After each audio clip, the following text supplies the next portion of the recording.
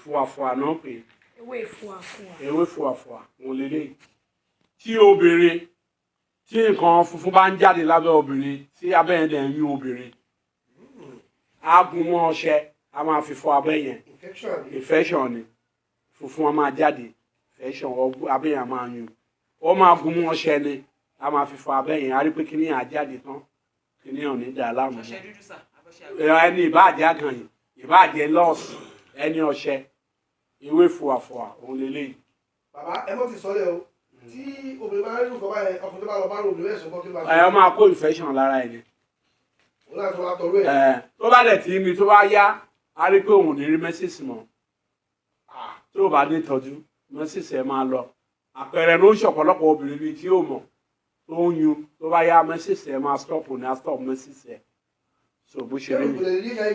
Ẹ ò kì í ṣe HIV ọ̀tọ̀ nìyẹn. Wọ́n bá la àwọn kí kó àrùn nínú ẹni tó ti kó àrùn ní.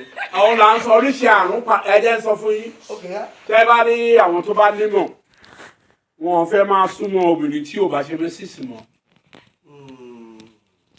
Torí mẹ́sìsì tóbìnrin ṣe àrùn tó wà lára ẹ̀ pátá ló ń gbé jáde yẹn. Tó o bá ti ṣe mẹ́sìsì mọ́ àrùn yẹn ṣì wà lára ẹ̀ kò rí àyè jáde mọ́. Bọ̀ tó bá tó jẹ́ ẹni tó bá wọ ọmọ ní pọ́ọ̀sì àwọn bàbá ayé àtijọ́ wọn ṣe báyìí àwọn wọn sùn lọ́jọ́ alẹ́ o tó wá rí pé wọ ọmọ ní pọ́ọ̀sì but àwọn tí ò tí ì tó pọ̀ ń sìn wọn tí wọ ọmọ ní pọ́ọ̀sì tó ti stop tó bá ti jẹ́ àwọn yẹn tó bá bá wọn sùn wọn máa gbọ́ àwọn bàbá ayé àtijọ́ mi wọ obìnrin mi wọ 55 50 60 kò tó stop wọ́n ṣe bára wọn sùn títí kò ní àfẹ́tì wọn ó ti yọ kúrò lára wọn. But most of àwọn obìnrin sì tó bá fún wọn lówó wọn nígbà kọ́kọ́ wọn bá wọn sùn ó máa ń stop nǹkan oṣù. Ẹ̀mí gúngùn táwọn ìyá wa ń lò láyé àtijọ́ ni kọ́kọ́ wọn dé wọn dáadáa kó tẹ̀ kan lẹ̀. Láìfù ni kì í jẹ́ kóbìnrin láìsàn. Obìnrin tó bá ṣe ṣéwù ẹ̀ rí pé ọkọ ẹ̀ ń gbà mọ́ ni a máa dẹrúgbó a máa ṣe ṣéṣéṣé ó gbà ní búrọ̀ àwọn tó sinẹ́dà yẹn. Ọmọ àwọn àṣe ṣéṣéṣé bí ṣe sí báyìí wọn kú bọ̀rọ̀. Wọ́n gbé àti ẹ̀kan lẹ̀ dáadáa. Bàbá ẹni tó máa gbẹ̀rù sí. Ẹ̀kan tó gbígbé ìwé ó kó bára ẹ̀ ní àfọwọ́fà ló pọ̀ jù. Àbọ̀ wọn ń dùn. Kó máa dùn ojú fífọ́ wà nú ẹ̀ àrùn ojú. Nǹkan tó ń kó bọ́ ọ̀pọ̀lọpọ̀ ó pa. Ṣé ìyẹn kọjá? Kí ni méjì ọjọ́ tó ń ṣe méjì ọ̀ṣẹ́ ìgbà? Iṣẹ́ ẹ̀hún la fẹ́ sọ yìí. Tó bá ń gbó báyìí tó bá ń gbó fún ní omi kó bá fi ń wẹ̀ wá máa rí owó. Ìyá máa rówó dáadáa. Báyìí ni aṣínà owó ni bàjẹ́ bá dínà mọ́ ẹ tó bá kú mọ́ṣẹ́ tó bá bẹ̀ sí ń wẹ̀ ọ̀nà máa ṣí. Ewé réré. Réré èso ẹ̀ wọ́n máa fi ń ṣe tíì ìsọ̀bàdéwé àti ìsọ̀rọ̀ débẹ̀ yẹn àbẹ̀rẹ̀ tó fọmọdé àti ìdèwé tó bá dàbí ọmọdé nílì tó bá dàbá gbàdé ni ọ̀làwà dàbọ̀ ọmọdé. Èso ẹnu ẹ jẹ́ ká gbé ẹ̀ pàtó eré ogún ọ̀rọ̀ lágbẹ́dọ̀ bá máa ṣe bọ́mọdé ni àjídèwé la máa ń fèsò ẹ ṣe. Tó bá yá bá tó àkókò aṣọ tó bá yá bá pè wọ́n bá tó àkókò aṣọ àwọn àjídè à ń gbé lẹ́sẹ̀ sí lẹ́sẹ̀ ní àwọn èèyàn jẹ́ ká sinmi a lè sọ fún pa àwọn máa gbé lẹ́sẹ̀. Ewé yìí tí ìjò bá bùyàn jẹ ewé yìí tẹ bá rà pẹ̀lú omi ẹ̀ tẹ bá fún sí ó máa poró ẹ̀ àbí tí wọ́n bá bùyàn jẹ. Kéèyàn gíyàn jẹ ọ̀pọ̀ dá nǹkan mi. So ẹ fún bí ẹ̀ sí ẹ lẹ̀ kó mọ́ṣẹ́ wọ́n máa fi fọ ọbẹ̀ yẹn kán tó máa fi nǹkan tó bá fẹ́ fi sí. Ṣé yẹn ni o lè ní wọ́n dànù? Kọ̀ọ̀rọ̀ ẹ̀dẹ̀ yóò wẹ̀ dànù ilá ni sábà lo ilá ni yín máa ń wọ́ dànù. Ọ̀tọ̀ ni ẹja ṣe wílé. Ẹja ṣe wílé sábà lo ilá fún wọn yín tó bá ṣe gbogbo yín ẹ̀ ló máa wọ́ dànù. Ilá kan náà ilá tútù. Bọ́rọ̀ tó ti yé sí òun la fún wọn yẹn. Tẹ́yàn bá ń wá fébọ̀ àánú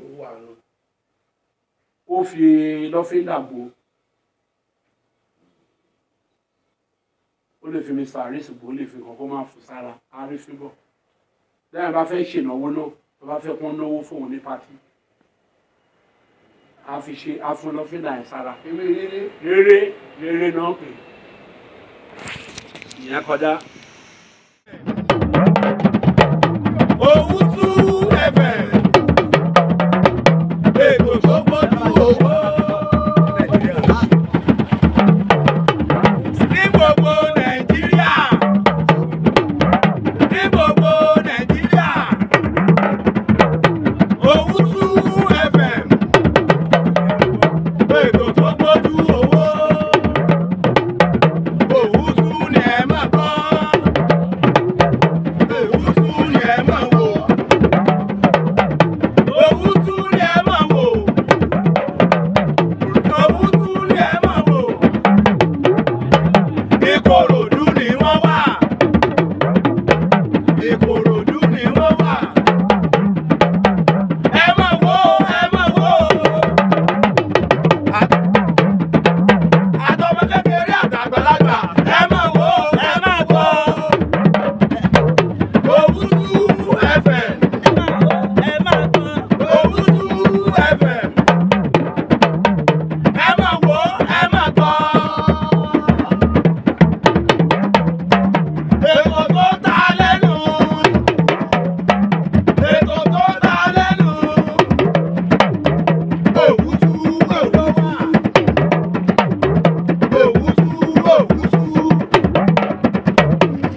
ilé iṣẹ́ kan wà tó máa ń gbóhùn sáfẹ́fẹ́ ilé iṣẹ́ kan wà tó máa ń gbóhùn sáfẹ́fẹ́ Owutu FM Ìkòròdú náà kalẹ̀ sí bẹ́ẹ̀ bá fẹ́ polówó ọjà ẹ lọ bá mi rí wọn ìṣílẹ̀ lẹ fẹ́ ṣe ìpolówó ọjà lẹ fẹ́ ṣe ìyàwó lẹ fẹ́ ṣe ẹ máa lọ sí Owutu àwọn náà ṣe bẹbẹ ẹ lọ gbẹdùn sí máìkì lọ́dọ̀ àwọn Owutu ṣe bẹbẹ ìgbólóhùn ni wọ́n wà nílùú Ìkòròdú ó yẹ má yí kúrò bẹ́ẹ̀ yẹn bá mi bàbá mi ẹ̀gbọ́n mi àbúrò mi Owutu FM ní kẹ́ máa gbọ́ ní gbogbo ìgbà iléeṣẹ́ kan àrà ọ̀tọ̀ tí wọ́n ń gbóhùn sáfẹ́fẹ́ gbogbo nǹkan yóò fẹ́ ṣe ẹ lọ bá wọn wọ́n pè fẹ́ polówó ọjà ní ẹ fẹ́ tajà ní ẹ fẹ́ bá wọn dòwò pọ̀ ní lóríṣiríṣi ní ìṣílẹ̀ ní ilẹ̀ lẹ́fẹ́ tà ní kódà tó bá rẹ̀ yín jẹ ẹ máa bọ̀ l'Owutu FM kẹ́ wá gbẹnu sí máa thank you very much Owutu ni o. Of the grassroots ní iléeṣẹ́ Owutu FM yẹn ṣàlẹ́ o máa gbọ́ má yí kúrò níbẹ̀ o ètò tó gbámúṣé polówó ọjà kájébù gbẹ́jẹ́ ètò tó fa kọyọ nílé iṣẹ́ Owutu FM láti máa gbọ́ nílé iṣẹ́ Owutu FM the mouthpiece of the grassroots yẹn ṣàlẹ́ lórí bẹ́ẹ̀ nílé iṣẹ́ Owutu FM má yí kúrò níbẹ̀ má gbọ́ yẹn ṣàlẹ́ náà ní.